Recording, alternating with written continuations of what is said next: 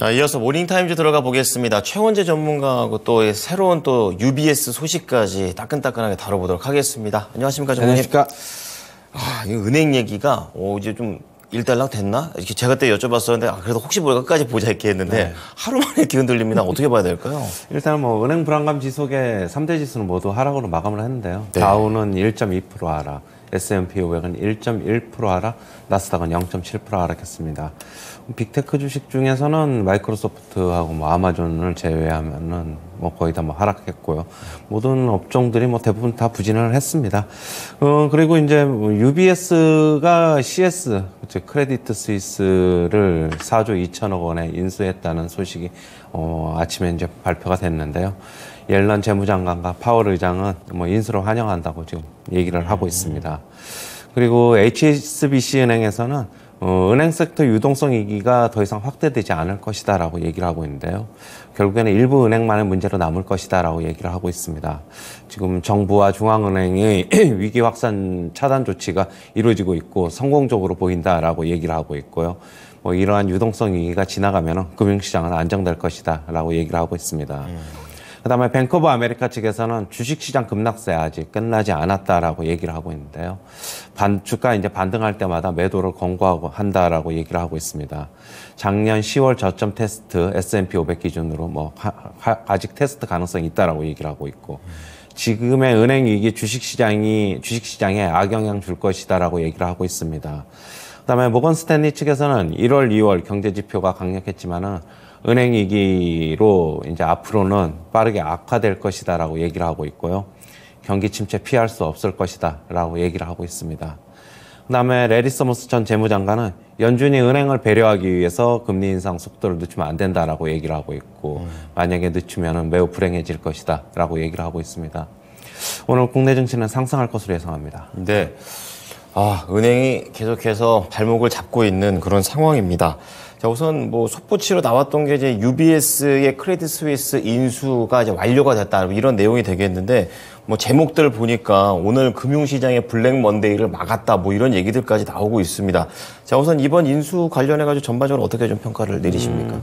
일단은 뭐 스위스 측에서는 결국에는 자기네들이 70조의 뭐 유동성을 지원한다고 하면서 뭐 급한 불을 좀 끌려고 했는데 어떻게 본다면 UBS가 인수를 하는 게 저는 뭐 최선이었다고 보고 있고 뭐 잘하는 결정이었다고 보고 있습니다. 스위스 UBS가 1위고 CS가 2위의 은행인데 그렇게 본다면 빠르게 수습한 것으로 일단 보고 있습니다. 사태가 발생한 지 한 5일 만에 수습을 했으니까 뭐 상당히 긍정적이다 이렇게 보고 있습니다. 네. 자, 그런 가운데 HSBC 쪽에서도 이제 전문가님이 말씀해 주신 느낌이랑 비슷한 뉘앙스예요. 이제 은행 섹터에 대한 유동성, 이 돈에 대한 위기가 확대되지는 않을 것이다 이렇게 얘기하는데 이 부분에 대해서도 같이 좀 동의를 하십니까? 저는 아직까지는 그렇게 보고 있어요. 뭐 지금 결국에는 뭐 일부 은행만에 좀 문제로 남을 것이다. 조금 네. 미국 같은 경우에 지역 은행들이 조금 더 이런 위기들이 몇 개 은행들이 더 나올 수는 그렇더라고요. 있는데 네. 뭐 미국 측에서도 그냥 어떻게 본다면 스위스 측까지 그냥 빠르게 좀 수습을 할 것으로 보고 있고 지금 워렌 버핏과도 지금 뭐 이런 방안을 논의를 한다고 하면서 결국에는 좀 어느 정도는 좀 안정이 될 것이다라고는 보고 있어요. 네. 근데 저는 이제 드는 생각이 은행 리스크라는 게 잠깐 좀 일단락 됐다가 흔들리고 있는 이런 변동성 구간에 좀 들어간 것 같은데 우리 시장에서도 이번 한번 노출이 됐었으니까 네. 이거 관련해서는 좀 크지는 않을 것 같은데 어떻습니까? 그렇죠. 국내에서는 국내 은행 시스템 위기로까지는 뭐 전이는 솔직한 얘기로 거의 없을 것이다라고 보고 있고. 네. 뭐 그렇게 본다면은 국내 미치는 영향 물론 글로벌 시장이 안 좋으면은 국내 시장도 뭐 안 좋을 것이다라고는 보고는 있지만은 그걸 어떻게 본다면은 잘 해결되면은 국내 시장은 상대적으로 낙폭이 좀 덜하지 않을까 좀 그렇게는 보고 있어요. 네. 자, 상대적으로 약간 좀 거리감이 느껴져서 다행입니다. 자, 그런 가운데 이제 뱅크 오브 아메리카 쪽에서는 주식 시장에 대한 급락세가 아직 끝나지 않았다. 이게 좀 또 겁나게 얘기를 하고 있는데 어떤 데 근거가 있습니까? 일단은 뭐 계속 주가 반등할 때마다 매도 권고하고 있고 은행 시스템 위기 아직 뭐 결국에는 주식시장에 악영향을 줄 것이다라고 얘기를 하고 있습니다. 네네. 작년 10월 저점 S&P 500 기준으로 장중 저점이 3,490일, 즉 3,500 정도인데 네. 거기 뭐 다시 테스트할 수 있다라고 보고 있는데 뭐 당장은 그럴 가능성은 없겠죠. 지금 차트상으로 보더라도 아직까지 많이 남았습니다. 뭐 일이 여기까지 가려면은 몇 개월 동안 좀 어떻게 보면은 불안이 계속되면서 급락을 해야 되는데 네. 아직 그럴 단계는 아니다라고 저는 보고 있습니다. 네. 자, 하단이 좀 열려 있기는 하지만 하락에 대한 가능성이 아직까지 좀 굉장히 큰 건 아니기 때문에 좀 더 참고 정도만 하시면 될 것 같습니다. 자, 그런 가운데 이제 모건 스탠리 쪽에서 경제 지표에 대한 그런 얘기를 했었고 금요일장 때도 또 정제 지표가 나와줬습니다.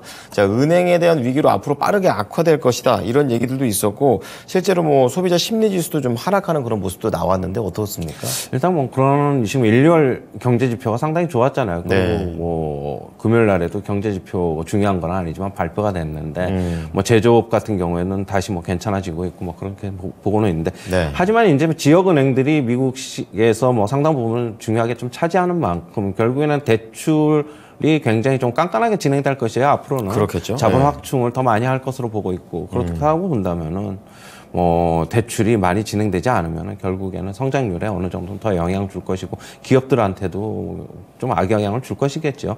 그러나 저는 지금 결국에는 경기 침체는 피할 수 없을 것이다라고 보고 있는 거는 맞고 네. 모건 스탠리 측의 의견하고 3월이나 4월 정도에는 이런 은행 위기가 반영이 되면서 결국에는 지표상으로 또 안 좋게 나타날 수는 있어요. 하지만 빠르게 보고 어떻게 본다면은 봉합이 된다면은 네네. 다시 또 5월이나 이때에서부터는 지표는 또 잘 나올 가능성이 있다. 그러면은 인플레이션도 안 잡히고 다시 금리 인상은 또 다시 재개될 가능성이 있다. 저는 그렇게 보고 있어요. 네. 어떻게 보면은 전반적인 상황을 미리미리 너무 예측하기보다는 경제 지표 계속 말씀해 주셨던 대로 지표에 따라서 시장의 분위기는 계속해서 바뀔 거다. 이렇게 얘기를 좀 해주셨습니다. 자, 그런 가운데 앞서서 미시간대 소비 심리도 하락한 가운데 유가도 막 하락하는 걸 보면 이제 좀 침체로 들어가는 건가? 이런 생각이 좀 느껴지는데 어떻습니까?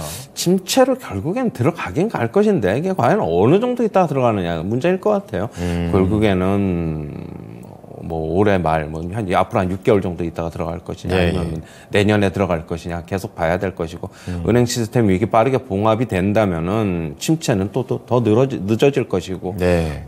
이게 어떻게 본다면은 은행 시스템이 위기가 터지면서 시스템 위기로 전이되지 않으면은 결국에는 금리 인상은 계속될 것이다. 그렇겠죠. 네. 그렇게 본다면 결론적으로 주식시장에는 또 그다지 또 좋지도 않지 않느냐 그렇게는 보고 있어요. 그렇군요.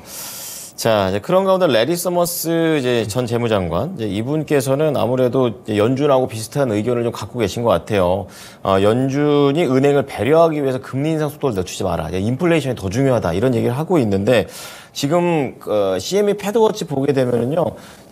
하루 전에 이제 25bp 그리고 동결 이런 가능성이 크게 변동 없이 한 35대 65 이 정도 상승 유지가 되고 있더라고요. 그러니까 이번 계속해서 금리 인상에 대한 그런 내용은 쭉 간다고 봐야겠죠. 큰 그렇죠. 거죠. 25%는 할 것이에요.